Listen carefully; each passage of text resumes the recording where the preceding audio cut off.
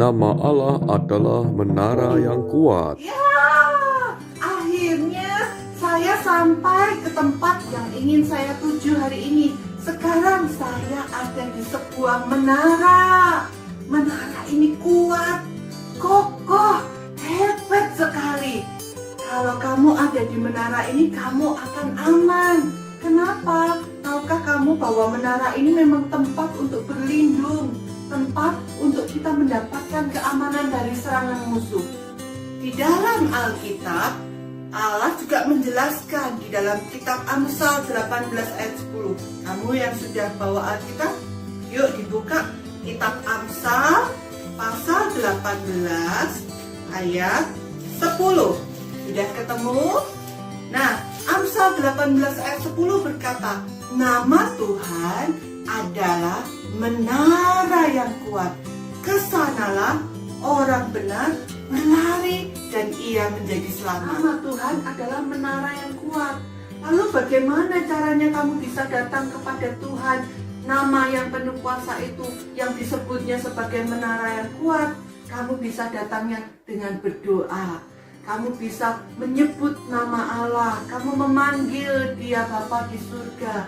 Maka Dia akan mendengar setiap doa-doa. Sekali lagi, bisa nggak kamu hafalin ayatnya? Oke, kita mulai dari seperti ini. Amsal A, ini seperti huruf A. Amsal 18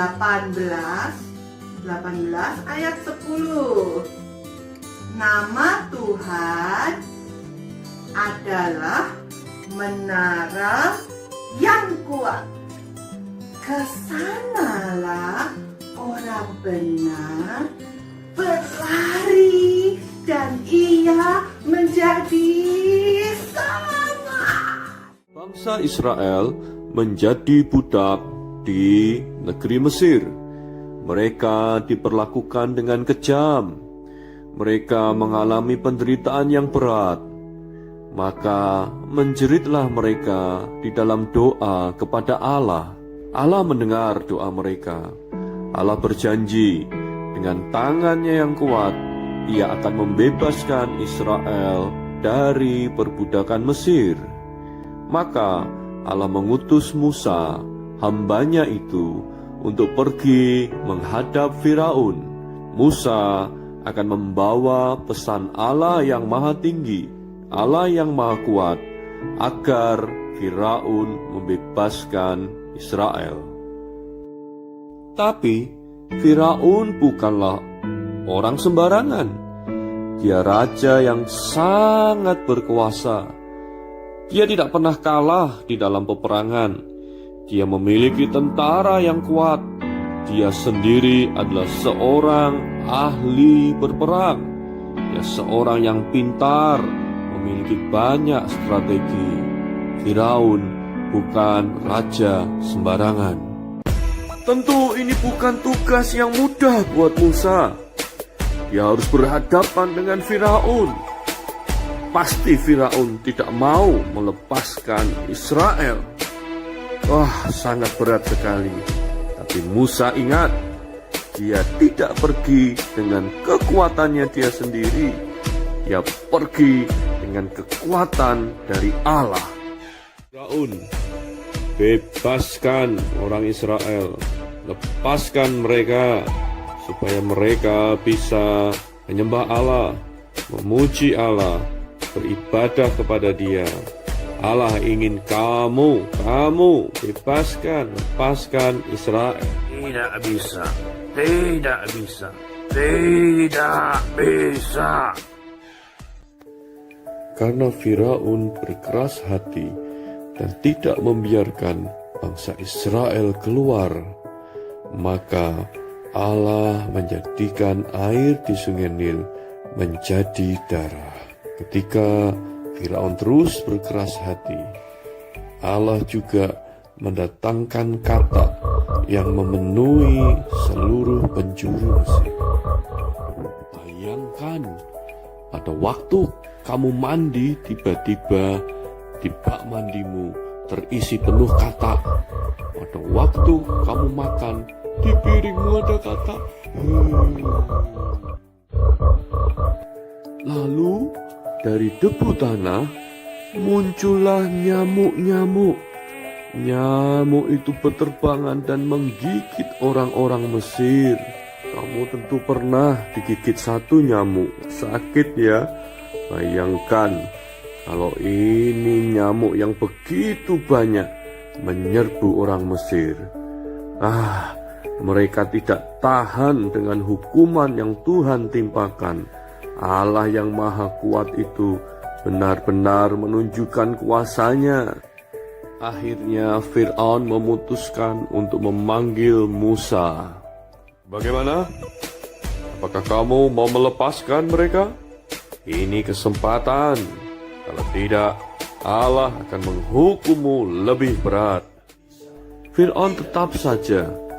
Dia tidak membiarkan orang Israel pergi dari Mesir. Maka Allah mendatangkan wabah lalat pikat sebagai tulah, sebagai hukuman. Tidak berhenti di situ. Penyakit sampar menimpa ternak-ternak orang Mesir sampai semua binatang itu mati. Tak berhenti di situ. Orang-orang Mesir kena penyakit kulit. Ada bara yang membuat kulit mereka begitu gatal dan terasa terbakar. Mereka betul-betul tersiksa. Kapan tulah ini akan berhenti? Musa mendatangi Firaun untuk kembali mengingatkan dia. Kalau kamu mengeraskan hati, maka Allah akan menurunkan tulah yang lebih mengerikan, hukuman yang lebih mengerikan atas bangsa Mesir. Tidak mungkin, tidak mungkin, tidak mungkin, tidak mungkin.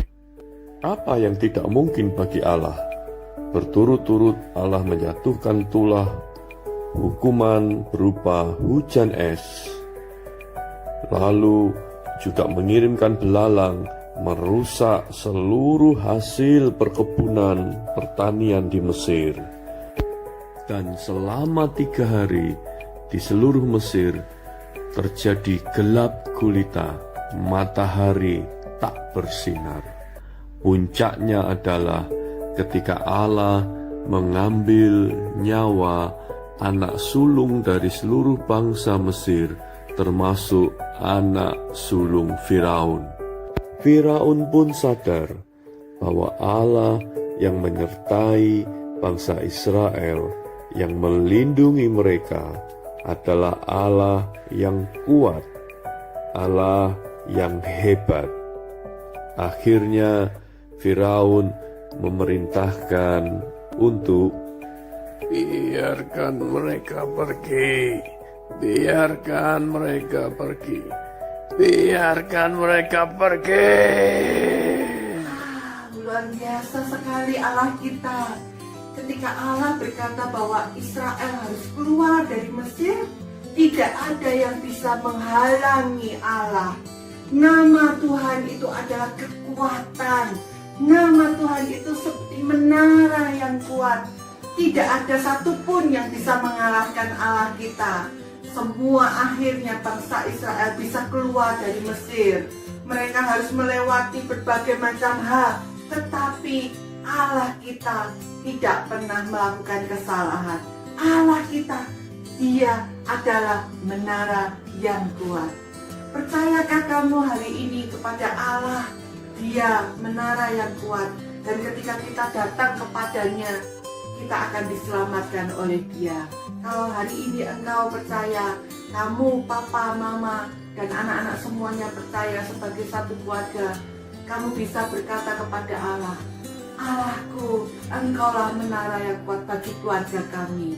Terima kasih, kami tidak khawatir, kami tidak takut, kami bisa memanggil Engkau kembali. Kami bisa menaikkan doa-doa kami. Setiap saat kami bisa berseru kepada nama Tuhan yang kuat itu.